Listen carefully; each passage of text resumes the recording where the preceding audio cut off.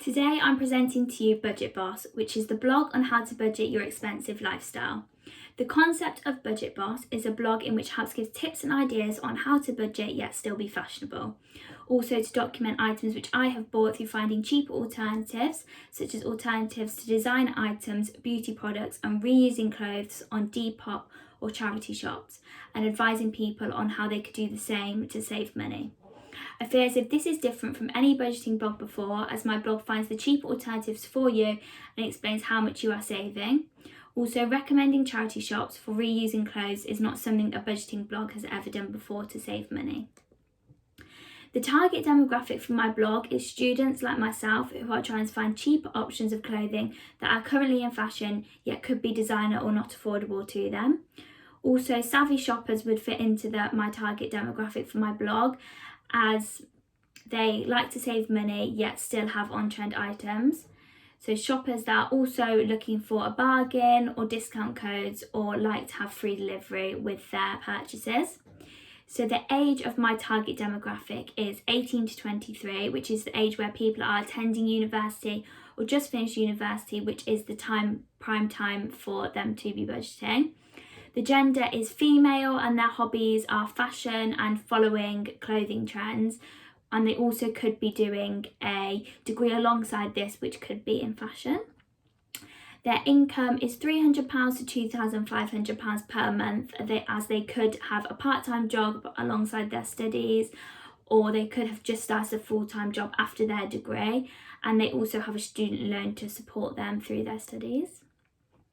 So for my primary research, I took out a survey in order to back up the demographic I am targeting and to show that there is a demand for the content I am providing through my blog. So I asked around 50 people and these were my responses. So the first question I asked was, how old are you? And 100% of people responded they were 18 to 21 in age. I asked, do you read blogs? So none of them actually said no as an answer. 71% said yes to reading blogs and 29% said sometimes. So overall there are active readers of blogs, and even if it was sometimes as an answer, my blog will still get views. Are you a student was my next question. 100% of people taking my survey said yes to being students, and therefore are at the time in their lives where they are trying to budget due to being at university. So my advice should help them through my blog. The next question was, do you find it hard to save money? 100% said they found it hard to save money, which shows a demand for my blog, as blogs they have read before may not have benefited them saving money. Do you spend most of your money on clothes was my next question. So 100% of people said yes. They do spend a lot of money on their clothes, which is mostly what my blog is based around, alongside beauty, and therefore they would be interested in reading my blog about budgeting on clothing if they are already spending a lot of their money on clothing. Do you spend a lot of money on beauty products? So 58% of people said yes, and 42% of people said no to spending a lot of money on beauty products. So due to this response, I made the beauty section of my blog a bit smaller compared to the clothing section, as 100% of people said yes to spending most of their money on clothing compared to 58% for beauty.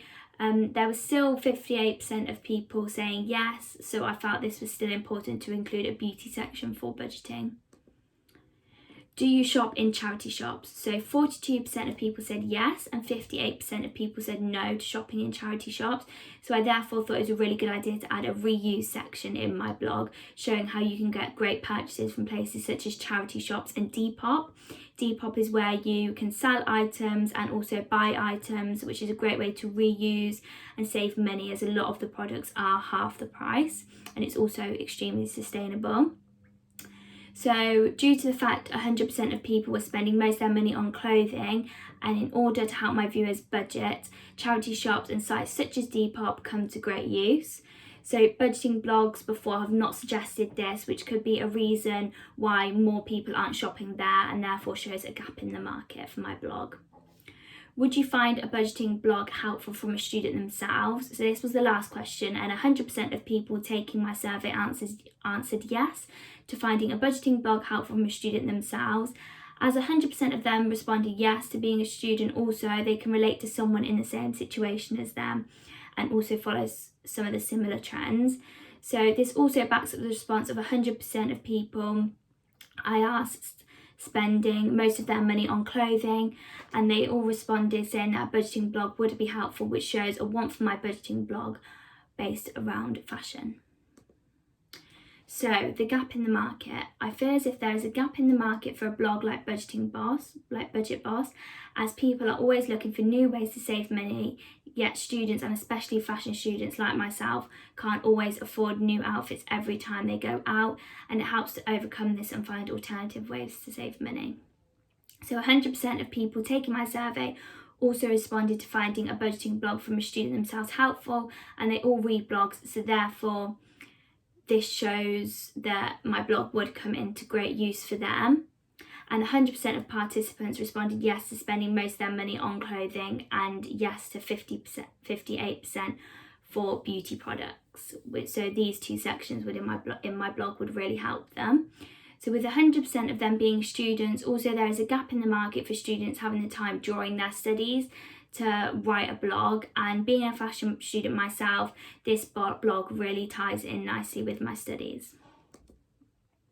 So the blog posts which I have wrote are all under the headings of cheap alternatives. So this is cheaper options of designer or highly priced clothing items.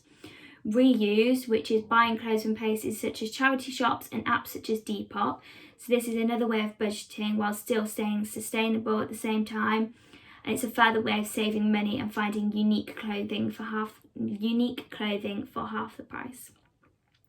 The next section is beauty, which is documenting products I have bought to help people budget on the high street, which act and have the same formulas as more expensive beauty products.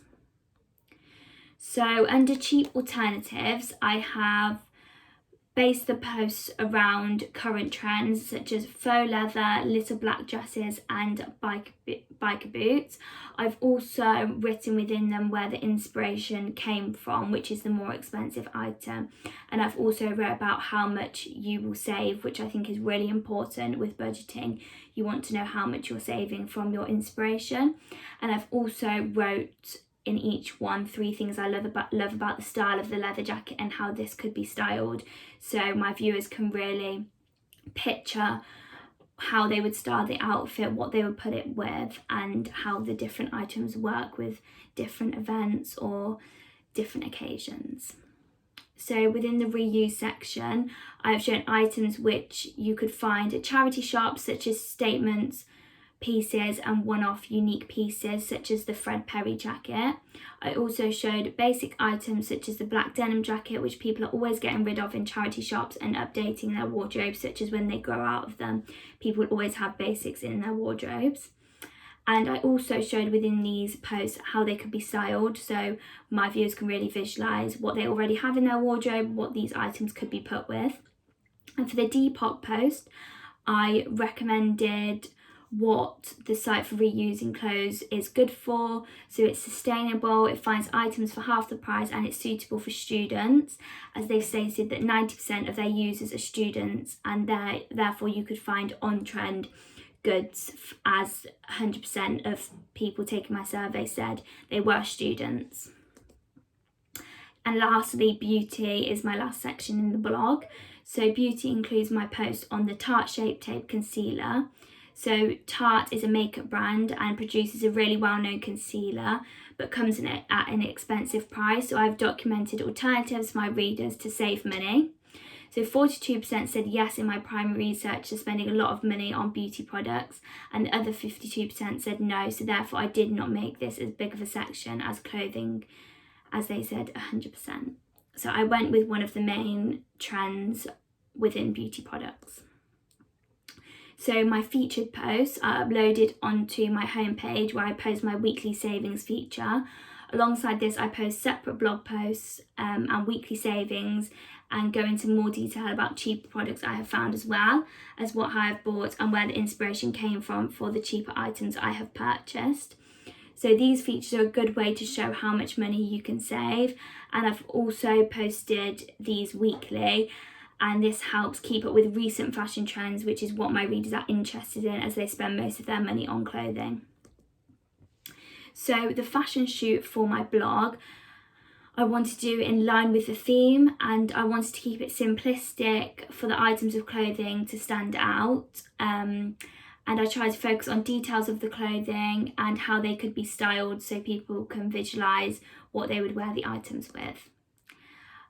By showing cheaper alternatives of expensive items, I also did a photo shoot of the cheaper options that I bought and have displayed these in my blog next to the expensive items to show the similarity.